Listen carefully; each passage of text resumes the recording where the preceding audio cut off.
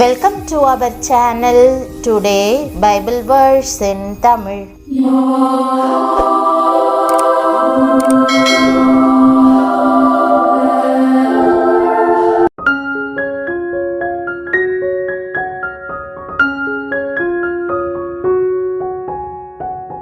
இன்றைய வசனம் ஏசாயா 31 அதிகாரம் 5 வசனம். கிறிஸ்துவுக்குள் பிரியமானவர்களே, நம்முடைய ஆண்டவரும் இரட்சகருமான இயேசு கிறிஸ்துவின் வல்லமையுள்ள நாமத்தில் உங்களை வாழ்த்துகிறேன். பறந்து காக்கிற பட்சிகளைப் போல சேனைகளின் கர்த்தர் எருசலேமின் மேல் ஆதரவாக இருப்பார். அவர் அதை காத்து தப்ப பண்ணுவார். அவர் கடந்து வந்து அதை விடுவிப்பார் என்ற வாக்குத்தத்த வசனத்தை இன்று நாம் தியானிப்போம். இது எருசலேமுக்கான தேவனுடைய வாக்குறுதி. நீங்கள் தேவனுடைய எருசலேமாக இருக்கிறீர்கள்.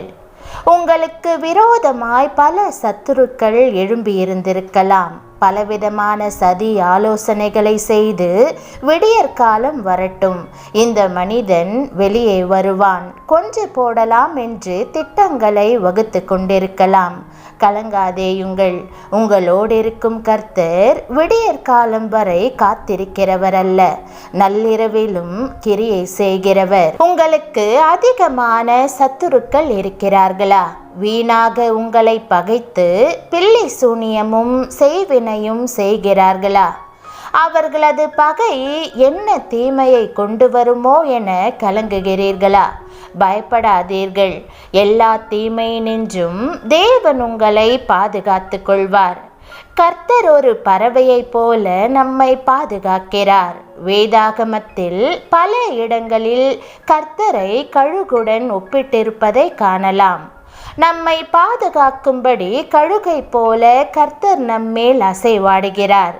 கழுகு பறவைகளின் ராஜாவாக கருதப்படுகிறது. அதிக பலனுடையதாய் இருக்கிறது. எல்லா விரோதிகளையும் கழுகினால் தாக்க முடியும். மனுஷனுக்கும் அது அச்சுறுத்தலாக இருக்கிறது. அதற்கு அதிக வல்லமையும் பலனும் உண்டு. அவ்வாறே சர்வ வல்லமையுள்ள கர்த்தராகிய தேவன் நம்மை பாதுகாக்கிறார். தேவனுடைய பாதுகாப்பை குறித்து தாவீது நன்றாய் அறிந்திருந்தான். நீர் எனக்கு மறைவிடமாய் இருக்கிறீர், என்னை நீர் இக்கட்டுக்கு விலக்கி காத்து இரட்சண்ய பாடல்கள் என்னை சூழ்ந்து கொள்ளும்படி செய்வீர் என்று அவன் கூறுகிறான். எந்த நேரம் ஆபத்து நேரிட்டாலும் நாம் சர்வ வல்லவரின் செட்டைகளின் கீழ் அடைக்கலம் புகுந்திடலாம். அவரே நமக்கு மறைவிடமா இருக்கிறார். சத்துரு எந்த சமயமும் நம்மை தாக்கக்கூடும். எதிராளியாகிய பிசாசானவன் கெர்ச்சிக்கிற சிங்கம் போல் எவனை விழுங்கலாமோ என்று வகை தேடி சுற்றித் திரிகிறான் என்று வேதம் கூறுகிறது. ஆனால் எதிராளியாகிய பிசாசிடமிருந்து ஆண்டவர் நம்மை காப்பாற்றுகிறார். சத்துரு திருடவும் கொல்லவும் அழிக்கவும் வருகிறான். ஆனாலும் கர்த்தர் உன்னை எல்லா தீங்குக்கும் விலக்கி காப்பார். அவர் உன் ஆத்துமாவை காப்பார் என்று வேதம் கூறுகிறது. நம் தேவன் எவ்வளவு நல்லவர்! கர்த்தர் உங்களை பாதுகாத்து குணப்படுத்தி உங்கள் தேவைகளை சந்தித்து ஆசீர்வதிப்பார். ஒரு வீட்டின் ஜன்னல் அருகே ஒரு கூடு இருந்தது. கூட்டில் பல குட்டி பறவைகள் இருந்தன.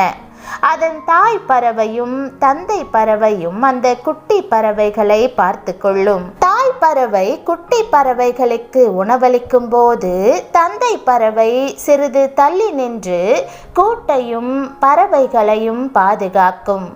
நம்முடன் ஒப்பிடுகையில் பறவைகள் மிக சிறியதாக இருந்தாலும் வேட்டையாடுபவர்களிடமிருந்து தனது திறனால் தன் கூட்டை பாதுகாக்கிறது. நாம் அதை தொடும்போதோ அல்லது அதன் அருகில் செல்லும் போதோ தந்தை பறவை கோபமடைந்து அதை பாதுகாக்க முயற்சிக்கும்.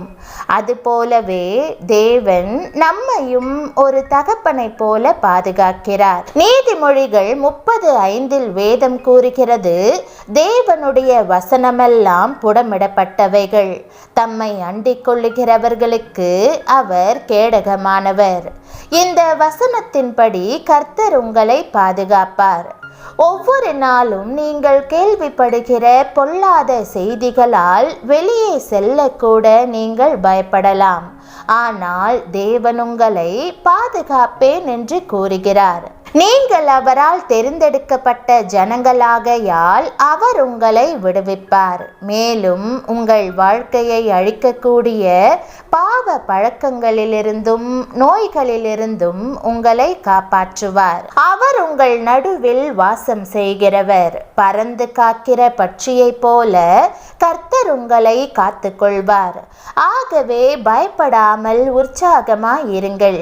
ஆண்டவர் உங்களை காக்கிறவராய் மட்டுமல்ல, உங்களை விடுவிக்கிறவருமாய் இருக்கிறார். அவர் உங்களை தப்புவித்து மீட்டுக் கொள்வார். ஜெபம். பரம தகப்பனே, நீர் என் மீது அன்பு கொண்டு என்னை பாதுகாப்பதை எண்ணி நன்றியுடன் உம் முன்னே வருகிறேன். நீர் என்னை பாதுகாக்க போகிறதற்காக நன்றி. நான் உமது எருசலேமாக இருப்பதற்கு நன்றி. வலிமையான கழுகு போல நீர் எருசலேமின் மேல் பறந்து காக்கிற வண்ணம் என்னை எப்போதும் கண்ணோக்கி கொண்டிருக்கிறீர் என்று விசுவாசிக்கிறேன். நீர் எனக்கு மறைவிடமாயும் என்னை விடுவிக்கிறவருமாய் இருக்கிறபடியினால் உம்மை ஸ்தோத்தரிக்கிறேன். நீர் என்னை சுகமாய் காத்து கொள்வீர் என்று அறிந்து ஆபத்து காலத்தில் உம் செட்டைகளின் கீழ் அடைக்கலமாய் வந்து சேர்கிறேன். ஆண்டவரே, என்னை வழிநடத்தி என்னை சூழ்ந்திருக்கும் ஆபத்துகளிலிருந்தும் விரோதிகளிடமிருந்தும் என்னை பாதுகாத்து கொள்ளும். என் இருதயத்தை சமாதானத்தாலும் உம்முடைய வாக்குதத்தங்கள் மேலான திட நம்பிக்கையினாலும் நிறைத்தருளும். என்னையும் எனக்கு அன்பானோரையும் பல விதங்களில் நீர் பாதுகாத்து வருவதற்காக நன்றி செலுத்துகிறேன். உம்முடைய பலனையும் அன்பையும் நான் ஒருபோதும் மறவாதிருக்க உதவி செய்யும். நீர் என்னை பாதுகாத்து என்னை விடுவித்து பிசாசு கொண்டு வரும் நோய்கள் சதித்திட்டங்களிலிருந்தும் என்னை காப்பாற்றுவதற்காக நன்றி. நீர் ஒரு தகப்பனைப் போல பறந்து காக்கிற பட்சியைப் போல என்னை பாதுகாப்பதற்காக உமக்கு நன்றி.